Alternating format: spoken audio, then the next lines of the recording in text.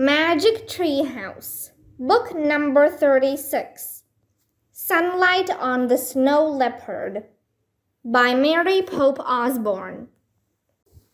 Chapter 3, Tenzin.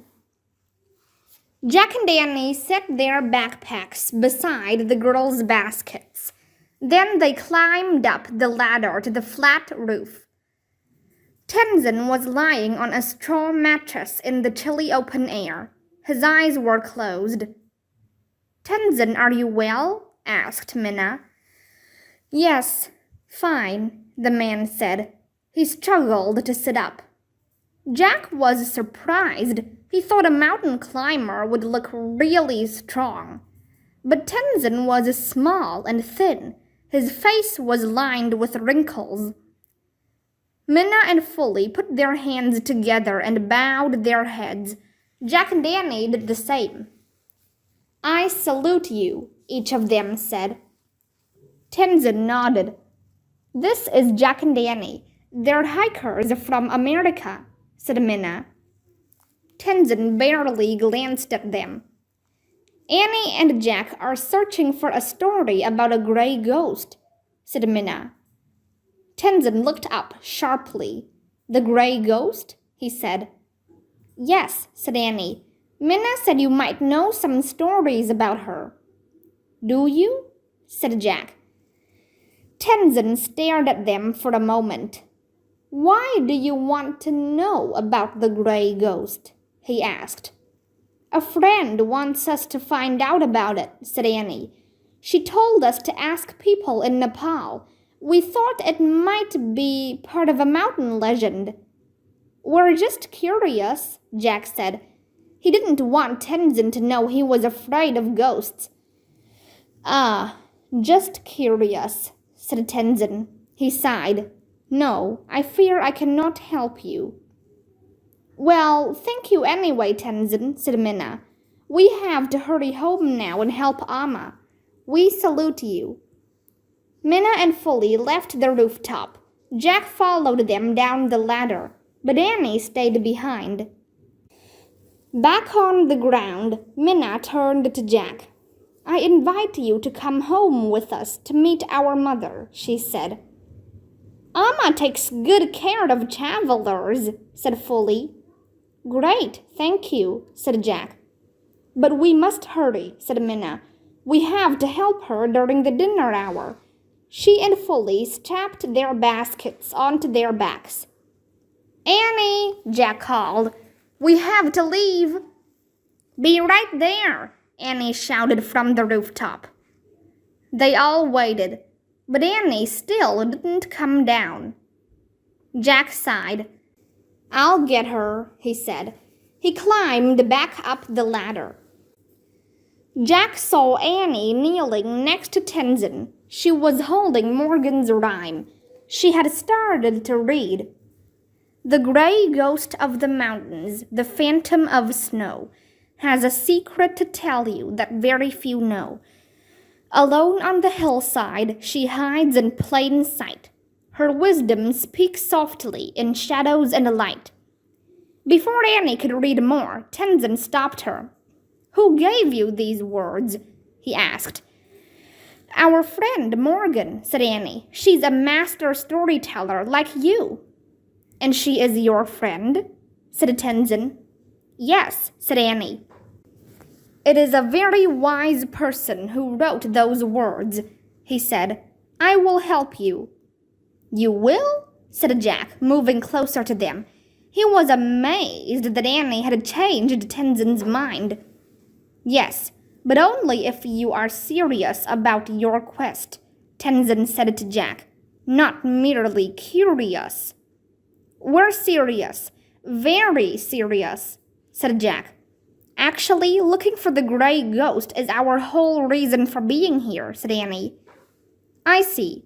Well, perhaps we can learn her secret together," he said. "Come back at first light." "Oh, wow, thanks," said Annie. "Yes, thanks. See you then," said Jack. He and Annie climbed down the ladder. "Did you learn anything more from Tenzin?" Minna asked. Jack and Annie strapped on their backpacks. "We shared our friend's letter with him," said Annie, "and he told us he would help us." "Tomorrow at first light," said Jack. "Good," said Minna, "but now we should hurry home." "This way," said Folly. In the growing dark, they all walked down the steep path. They waded through the tall grasses. Chickens scattered out of their way as they hurried past a row of stone huts. Wood smoke rose into the sky. "We live there," Folly called out. She pointed to a hut that was more colorful than the rest. It had a red roof and a blue wooden door. A sign in the window read, "Amma's Tea House." "Welcome, Jack and Annie," said Minna. A string of brass bells jingled as she pushed open the blue door. Chapter 4. Amma's Tea House. Amma's tea house was smoky and dimly lit. A wood stove and several oil lanterns cast a cozy light over the room. Minna and Folly placed their baskets inside the door. Jack and Annie dropped their backpacks there too. They hung their parkas on hooks on the wall. A woman in a long brown apron came out from the kitchen. "Amma, we brought new friends home," Folly called out. "Jack and Annie." The woman smiled. Her black hair gleamed in the firelight. "Welcome, new friends," she said. Annie pressed her hands together. "We salute you, Amma," she said. Amma laughed warmly. "And I salute you. Who are you? Where are you from?" "We're Jack and Annie," said Annie. "A brother and sister from America," said Folly. "Wonderful," said Amma. "But you are so young. Where are your parents?" Jack cleared his throat. "Well, actually, we'll see them tomorrow." "They gave us a day on our own," said Annie. "Really?" said Amma. She shook her head. "They must trust you very much to give you such freedom. But please, allow me to take care of you before they arrive." "Okay, sure, thanks," said Jack. "Sit at a table," said Amma, "and we will bring you some dinner. Come, girls, help me." The two sisters followed their mother back to the kitchen. Jack and Annie sat at an empty table and looked around. Through the smoky haze, Jack saw men playing cards. They looked like they came from the village. They had weathered faces and wore long shirts and vests. At another table sat a group of young hikers. They had large backpacks and walking sticks. They were laughing and looking at maps. Amma and her daughters came out of the kitchen, carrying food. "For you, Jack and Annie," Folly said. She put down a plate of fried bread. Minna set down little pots of butter and honey. Amma gave them bowls of lentil soup. "Thanks," said Annie. Jack thought the soup smelled like a dish their mom made at home. It made him feel a little homesick. As he and Annie started eating, Amma and the girls sat down at their table. "So you have traveled here for the festival?" asked Amma. "No, not really," said Annie. "What festival?" Jack wondered as he spread butter and honey over a piece of bread. Before he could ask, Folly jumped in. "They came here to find a story about a gray ghost," she said. "So we took them to meet Tenzin," said Minna. "We told them he was a great storyteller." "Tenzin said he will help them tomorrow," said Folly. "Oh," said Amma, "that's wonderful. Tenzin hardly ever sees visitors now. He's not been well, and he certainly doesn't tell stories anymore." "Why, what's wrong?" asked Annie. "Tenzin has a broken heart," said Folly. "What happened to him?" said Jack. "His wife and daughter died of the fever last winter," said Amma. "He couldn't get them to a hospital in time. The closest one is far away. Tears came to her eyes. Jack thought of the man living all alone in his mountain hut. Then he thought about how he would feel if he didn't have Annie or his parents. "That's terrible," he said. "Yes, it is," said Amma. "The whole village has missed him. Before he lost his family, he would stop by the tea house every day.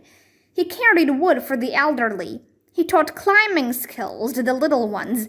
It is good that you are going to visit him tomorrow." "I hope we can cheer him up," said Annie. "Me too," said Amma with a smile. "Come, girls, we must clean up now. Minna, collect payments. Fully, clear the tables, please." Minna and Fully jumped up and started helping their mother. "Poor Tenzin," Annie said to Jack. "Yeah, really," he said. The other customers were starting to leave. Soon they were all gone. The lanterns were nearly out, and the fire was low. The tea room had grown chilly. "Jack and Annie, since your parents do not arrive until tomorrow, you must stay with us tonight," said Amma. "Thanks," said Annie. "The girls and I sleep in the small attic upstairs, but you and your brother can sleep in this room. We will bring you some blankets." "That's okay, don't worry," said Jack. "We have sleeping bags in our backpacks." "Wonderful," said Amma. "Come, girls, to bed. Tomorrow is a big day." "The festival," said Fully, clapping her hands. "Good night," said Minna. She and her sister followed Amma up steep wooden stairs to the attic. Jack and Annie pulled off their hiking boots. They unrolled their sleeping bags and crawled inside them. "Oh, this is nice," said Annie. "I feel warm and toasty." "Me too," said Jack. "It's so quiet and peaceful here," murmured Annie. "No cars, no trucks, no computers, no television, no radio, no phones." She yawned. "Yeah, it is a peaceful place," said Jack. But he thought it was a sad place, too. The people worked so hard, yet they seemed poor, and there were no hospitals nearby. "I'm wondering what that festival is," said Annie, yawning again. "Tomorrow we'll check our guidebook," said Jack. "I feel bad about Tenzin," said Annie. "Me too," said Jack. "Maybe tomorrow we can—" Her voice trailed off. "We can what?" said Jack. Annie didn't answer. She was asleep. Jack finished her sentence. "Maybe tomorrow we can help him," he said softly. Then he closed his eyes, and he too fell fast asleep.